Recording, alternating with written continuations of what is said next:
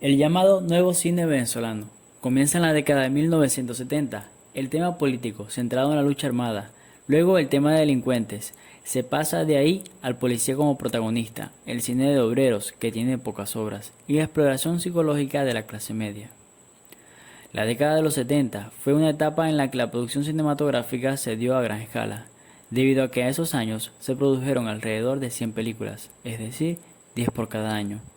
Esto buscaba modernizar la industria cinematográfica y además rescatarla y posicionarla en el mercado nacional.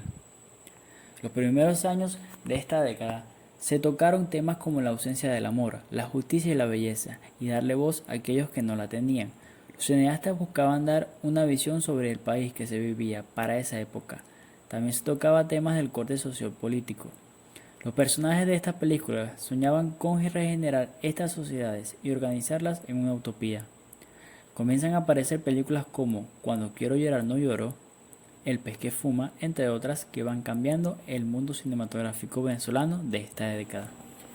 Aparición del cine social venezolano. En la década de los 70, el cine nacional tuvo un auge entre el público venezolano, hazaña difícil de lograr, gracias a la tendencia de reflejar la sociedad de la época. Una de las más importantes películas fue Cuando quiero llorar no lloro, de 1976, que fue una adaptación del libro de Miguel Otero Silva que lleva el mismo nombre, dirigida por Mauricio Wallerstein, que abrió la taquilla de manera lucrativa para este género que caracterizaría al país por 30 años. El reflejo de la sociedad venezolana en estos años nos acompaña hasta hoy, con personajes estereotipados en el colectivo nacional. Personajes como la Cifrina del Este y la Pobre del Barrio son característicos de la narrativa venezolana. El género del cine social apostaba hacia la identificación del público con los personajes y con lo que estaba pasando en el país. Como resultado, tenemos un cine muy político y bastante centrado en la realidad de las clases más bajas del país, que ha sido el grueso de la población venezolana. El cine, además de ser un factor de identificación, se ha utilizado como crítica social, tanto para las clases bajas como las altas, donde la discriminación por el estatus social es un tema recurrente. Películas de los años 70. Durante estos años se encuentra lo que es el cine moderno, con el cual empieza a ver películas donde se da un mensaje claro y concreto. En esta época se consiguieron muchas películas de alto impacto y se empezó a mostrar escenas de violencia, con contenido altamente explícito, entre otras, que antes no se podían visualizar en la pantalla grande debido a reglamentos y códigos que no lo permitían. Una de las películas realizadas en los años 70 en Venezuela, la cual tuvo un impacto importante dentro de la audiencia venezolana, fue El pez que fuma, dirigida por Román Chalbot, un director venezolano que busca a través de esta película plasmar un poco de realidad nacional que ocurría en ese momento en el país. En esta se logra ver un espacio lleno de drogas, prostitución, apuestas y perdición, que se logra deshilar luego de conocer la historia de cada uno de los personajes que conforman la pieza. Se logra ver como en los años 70, Venezuela resulta ser un país lleno de muchas oportunidades y opulencia para muchos, pero también logra mostrar lo más bajo que vivían otras personas. Logran con esta película voltear y lograr ver la otra cara de la moneda. Es como llegar y enfrentar las realidades que surgen en el mismo espacio. Por otra parte, esta pieza incluye muchos de los elementos que se habían prohibido dentro de lo que era el cine durante la existencia del código Hays. 1970 fue la época que marcó una nueva pauta dentro de lo que era el cine que acostumbraba a visualizar y por ello se le llamó la época dorada. Todo esto debido a que sus películas eran distintas, lo cual llevaba a los espectadores a reunirse para ver la proyección de un largometraje.